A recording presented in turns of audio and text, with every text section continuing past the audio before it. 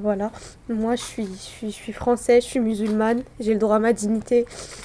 Donc, je veux vraiment qu'on attrape les coupables, qu'on les punisse et que ça n'arrive plus à personne.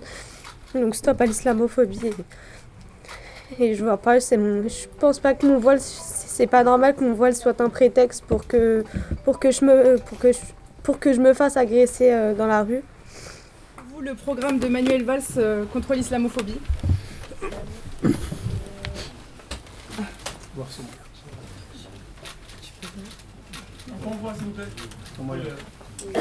C'est un bébé ensanglanté. Donc il faut attendre que le sang coule pour que M. Manuel Valls, M. le Président de la République, prennent au sérieux, et encore avec leur silence, ils n'ont pas pris au sérieux ce qui s'est passé. Là où j'ai été sauvagement agressée par trois hommes de type européen, deux portant une casquette, en jean basket. Il m'a demandé de me taire, sinon il me plantait avec un cutter. Tout ce que je veux dire, c'est qu'ils m'ont mutilé donc le bras gauche. Les quelques minutes que j'ai subies m'ont paru une éternité. Ils m'ont pris la batterie de mon téléphone pour que je ne puisse pas appeler les secours. Si je peux me permettre, trois messages en fait. Le premier, c'est un message de solidarité avec les victimes, avec leurs familles, avec toutes celles et ceux, et surtout celles qui se sont fait agresser récemment. Et au-delà des victimes de l'islamophobie physique, les sœurs qui se sont fait arracher leur voile et qui se sont fait taillader entre guillemets, c'est toutes ces mosquées profanées, tous ces cimetières qu'on a profanés, toutes ces insultes, ces crachats quotidiens dont sont victimes les femmes musulmanes. Donc ça crée une atmosphère délétère et lourde dont le parti politique ont une énorme responsabilité.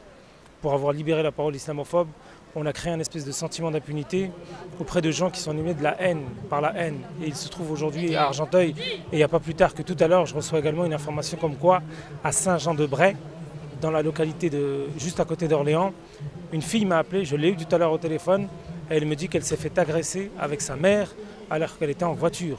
Et qu'un espèce d'invétéré, de malade mental est venu, les a sortis de leur voiture, a frappé la fille et la mère. Donc toute cette succession d'actes islamophobes, d'attitudes et d'agressions lâches et ignobles trouvent leur source en grande partie dans la libération de la parole islamophobe auprès d'un certain nombre de personnalités politiques ou auprès d'un certain nombre de médias qui alimentent cette espèce de tourbillon de la suspicion et de la haine envers les musulmans. Donc ça, c'est le premier message. Le deuxième message qui découle du premier, évidemment, c'est tout ce qui concerne le message adressé aux autorités politiques et en premier lieu à Manuel Valls, le ministère de l'Intérieur, qui est très prompt à trouver les responsables présumés des agressions la semaine dernière d'étudiants chinois, quand ça fait plusieurs jours ou aujourd'hui à Argenteuil, les affaires d'agression sont quasiment au point mort. Et le troisième des messages, c'est un message adressé à la communauté musulmane pour qu'elle se prenne en charge, pour qu'elle se rassemble. L'heure est grave. Il faut absolument que l'ensemble des collectifs, des organisations musulmanes puissent trouver une espèce de plateforme commune pour pouvoir canaliser l'exaspération légitime de cette communauté. Et j'ai envie de dire, de la communauté, la base réelle. Pas de nos pseudo-représentants qui sont aujourd'hui en train de s'engluer dans des querelles de succession au niveau du CFCM, mais cette communauté qui aujourd'hui était présente à Argenteuil, la semaine dernière également, et qui a une envie de vouloir améliorer sa condition. Je suis témoin au quotidien, c'est clair que les gens ont peur, mais malheureusement on est dans une société où les gens sont formatés par les médias. Enfin, je veux dire, ça c'est incontournable. Et je ne suis pas en train de rabâcher des choses qui ont été dites bêtement. C'est une réalité. C'est une volonté politique aujourd'hui de prendre le musulman et le foulard systématiquement comme tremplin. Ouais. On joue sur les peurs des gens et j'aime beaucoup les musulmans, moi ils ne me font pas peur, donc c'est important de venir fédérer et de se rassembler pour essayer de soulever un peu les peurs et de faire avancer un peu les mentalités. Donc voilà, c'est pour ça que je suis là aujourd'hui. La tragédie d'Argenteuil, qu'est-ce qu'elle nous apprend? On a trois jeunes femmes qui ont été agressées. La première en avril 2009, Kaina, qui s'est fait agresser par des hommes qui l'ont tailladé le poignet.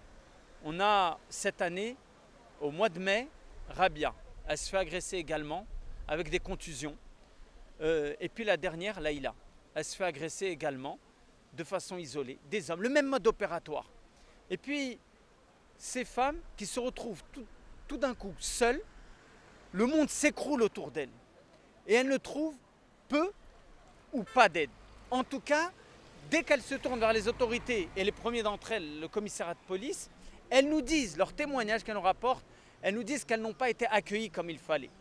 Et puis, on a vu aussi les propos qui ont été tenus soit par certains policiers, soit par certains journalistes, où on a presque considéré comme la mythomanie ces agressions.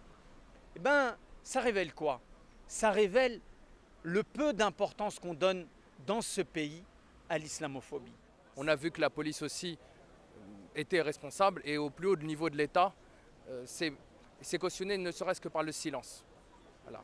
Donc la solution, elle ne viendra pas, à mon avis, de Manuel Valls, qui est l'un des premiers islamophobes en France, qui a quand même dit le premier combat de la République, c'est la lutte contre le hijab.